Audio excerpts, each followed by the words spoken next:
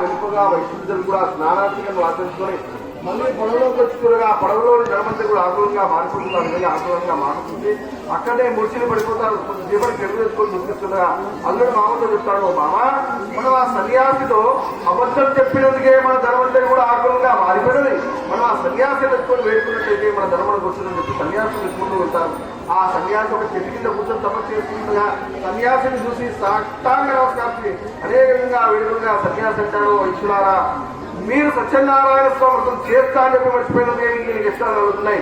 మీరు ఇప్పటికే వ్రతం చేసినట్లయితే మీ కష్టాలను కూడా తొలగిపోతాయని చెప్తాను. అని వైశ్యుడు, ఓ స్వామి మేము ఇంటికి వెళ్ళగానే తప్పకుండా ఈ వ్రతం చేస్తాము, మమ్మల్ని అనుగ్రహించి మా ధనాన్ని మాకు ఇప్పించండి అని చెప్పి స్వామిని పెట్టుకుంటాను. సత్యనారాయణ స్వామి చేసినందుకు ఆ సత్యదేవుని కలుగుకోవడం వల్ల వాళ్ళ ధనాన్ని కూడా వారికి ఇచ్చి మళ్ళీ ఆ సత్యనారాయణ స్వామి వ్రతం చేయటమే నిశ్చయించుకుని అక్కడి నుంచి బయలుదేరుతారు.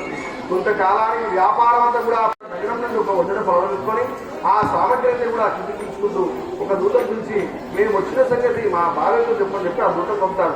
ఆ దూత వెంటనే నగరానికి పోయిన వారి భార్యతో చెప్తాడు, అమ్మా షావుకారి గారి పడవ ఇప్పుడే రేవున చేరినది, వారు వచ్చిన సంగతి మీతో చెప్పండి నన్ను పంపినారని చెప్పి నువ్వు చెప్పగానే అప్పటికే కళావతి నీరాజు సత్యనారాయణ స్వామి వ్రతం చేస్తూ ఉంటారు. ఆ విధంగా వ్రతం చేస్తుంది. వారిద్దరితో దూత చెప్పిన మాటలన్నీ కూడా ఉన్నాయి. ఆ లీలావతి తన కూతుర కళావతి వ్రతవతి కూడా అప్పచెప్పి ఎక్కడి నుంచి బయలుదేరి వెళ్ళిపోతుంది. ఆ విధంగా వెళ్ళిపోగా కళావతి వ్రతమైతే పూర్తి చేసుకుంటుంది, కానీ తీర్థప్రసాదాలు తీసుకుంటూ మంచిపడి తన భర్తను చూసే బయలుదేరి వెళ్ళిపోతుంది. ఆ సత్యనారాయణ స్వామి ప్రసాదాన్ని తీసుకోకుండా వెళ్ళినందుకు సత్యనారాయణ స్వామి కోపం చెందిన వారి కళావతి గెలుస్తారు, శాపం అవుతుంది. కళావతి భర్త పడవతో సదన ఎన్నో మునిగిపోతారు. చిన్నప్పుడు మధ్యలందరూ కూడా ఆశ్చర్యపోతారు. వైశ్యం గుర్తిస్తున్నారు. కళావతిని చేకూడి నా భర్త లేని జీవితం నాకు ఎందుకని చెప్పి తన భర్త బాధితులతో సహా అక్కడనే సాగరం తిరిగి చేసుకుంటుంది. అప్పుడు ఆ వైశ్యుడు పుత్రికా వాత్సల్యం నా పుత్రిక నాకు ఓదార్చుగా ఆకాశం పోయి వైశ్యుడా, నీవు నీ కూతురు పుట్టినప్పుడు నీ వ్రతం చేస్తానని మర్చిపోయినావు.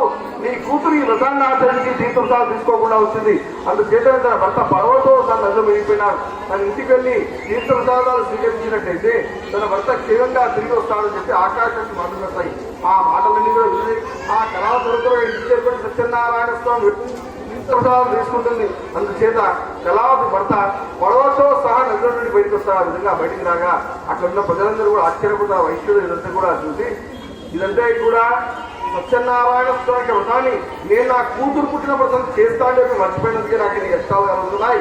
ఇప్పటికే నీ వ్రతం చేస్తా అని చెప్పి అదే నది వదిన తన అల్లుడిని కూతురిని కూర్చోబెట్టుకొని బంధుమిత్రులను దృష్టిలో వచ్చి భక్తి శ్రద్ధలతో సత్యనారాయణ స్వామి వ్రతాన్ని ఆచరిస్తాను. ఆ విధంగా వైశ్యులకు వృతం చేయడం వల్ల వారి కష్టాలన్నీ కూడా తొలగిపోతాయి.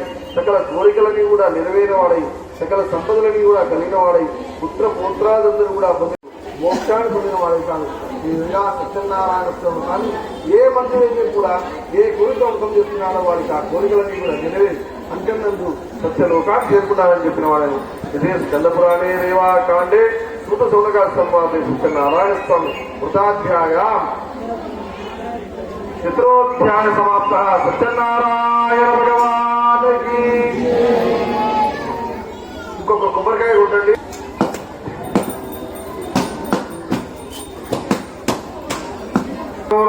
గణావతారం సంసారసారం దహేంద్రహారం హృదయానందే భవానీ నమామి.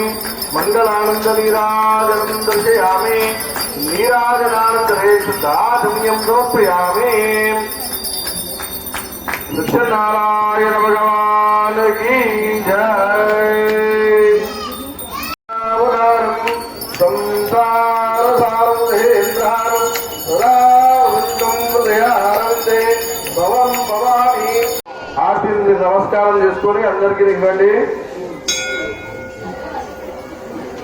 భగవానికి అక్షంతలు లోపలికి వేసి మగవాళ్ళు సాష్టాంగ నమస్కారం చేయండి. ఆడవాళ్ళ మోకాళ్ళ మీద కూర్చొని దండం పెట్టుకోండి. సాష్టాంగం కొంచెం క్రాస్ గా చేయండి. ఇంకా వ్రతం పీఠ ఉంది కదా, కొంచెం క్రాస్ గా చేయండి.